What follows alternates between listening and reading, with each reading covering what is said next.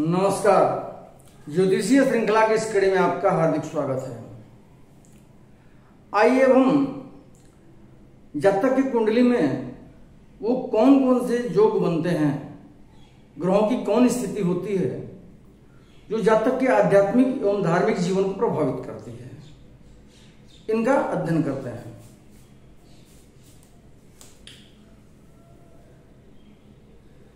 यदि दशम स्थान में मीन राशि में मंगल अथवा बुध बैठा हो तो जातक की मुक्ति होती है।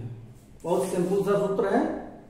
दशम स्थान में मीन राशि हो अर्थात मिथुन लग्न की कुंडली हो और दशम भाव में मीन राशि में मंगल या बुध बैठा हुआ हो तो ऐसे जातक की मुक्ति होती है, वो जीवन मुक्त होता है। इस संसार को छोड़ने के बाद वो मुक्ति को प्राप्त करता है।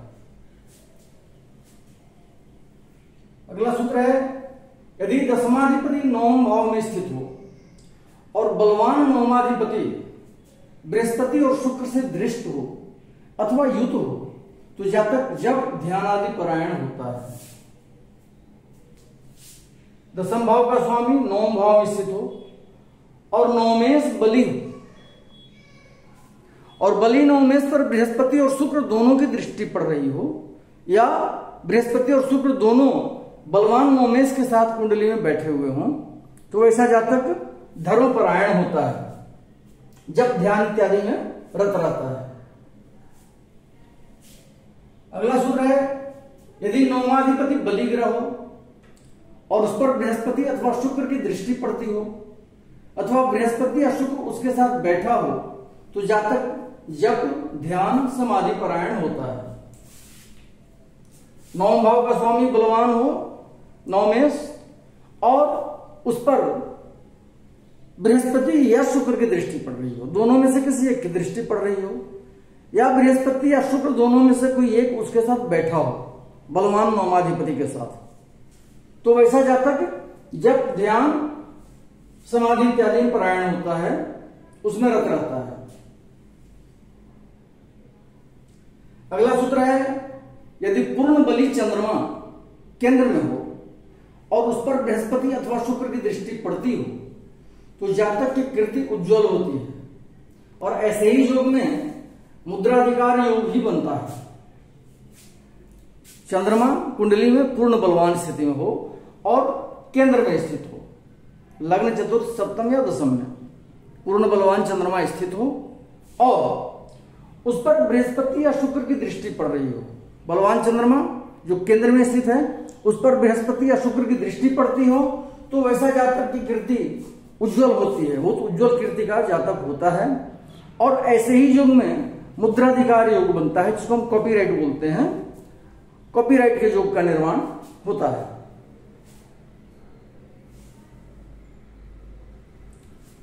अगला सूत्र है, यदि दशमेश शुभग्रह हो अथवा दशमेश दो शुभ ग्रहों से घिरा हुआ हो अथवा दशमेश शुभ ग्रह के नवांश में हो तो जातक की कीर्ति उज्जवल होती है।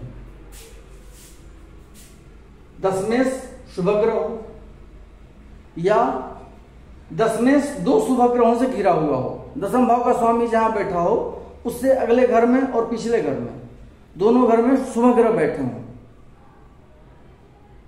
या दशमेश शुभ ग्रह के नवमांश में हो, तीनों से कोई भी स्थिति हो, दशमेश शुभ ग्रह हो या दशमेश शुभ ग्रहों से घिरा हुआ हो या दशमेश शुभ ग्रह के नवमांश में हो तो वैसे जातक की कीर्ति उज्जवल होती है।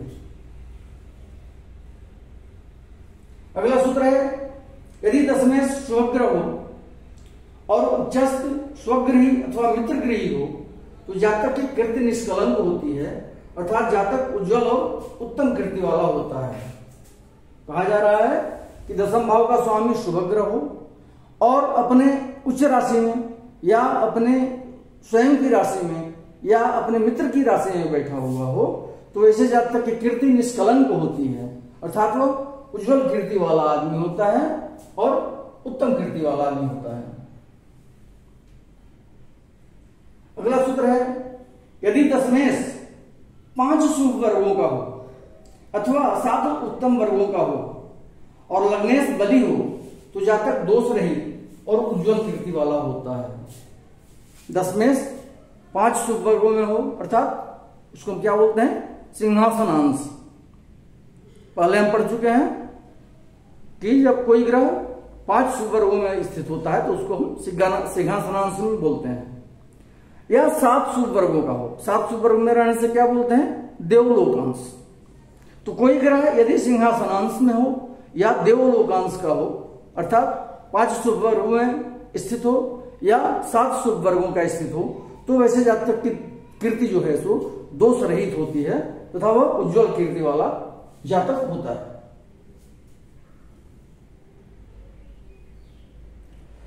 यदि लग्नेश दशम स्थान में हो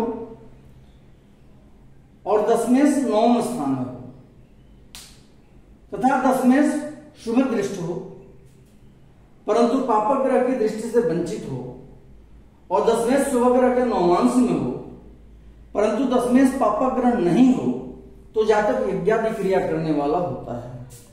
अब इस सूत्र में बहुत सारे कंडीशंस हैं, थोड़ा घुमावदार लग रहा है लेकिन है बहुत सिंपल। कह रहा है कि लग्नेश दशम स्थान में स्थित हो। पहला कंडीशन, दशमेश नवम भाव में स्थित हो।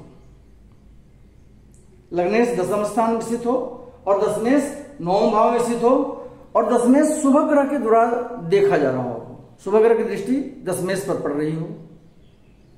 पापक ग्रह की दृष्टि से वंचित हो, कोई पापक ग्रह दशमेश को नहीं देख रहा हो तथा दशमेश शुभ ग्रह के नवमांश में हो। दशमेश का शुभ ग्रह के नवमांश में भी होना जरूरी है। और कहा जा रहा है कि दशमेश पापक ग्रह नहीं हो, अर्थात दशमेश का शुभ ग्रह होना नहीं हो जाए। इतने कंडीशंस हैं, फिर से जान ले। लग्नेश दशम भाव में स्थित हो, दशमेश नवम भाव में स्थित हो, दशमेश शुभ ग्रह के द्वारा देखा जा रहा हो, दशमेश पापक ग्रह की दृष्टि से वंचित हो, अर्थात कोई पापक ग्रह दशमेश को नहीं देख रहा हो, दशमेश शुभ ग्रह के नवमांश में हो और दशमेश पापक ग्रह नहीं हो, अर्थात दशमेश शुभ ग्रह हो, तो ऐसा जातक यज्ञ इत्यादि जो है उसको शुभ कार्य करने वाला होता है। अगले वीडियो में हम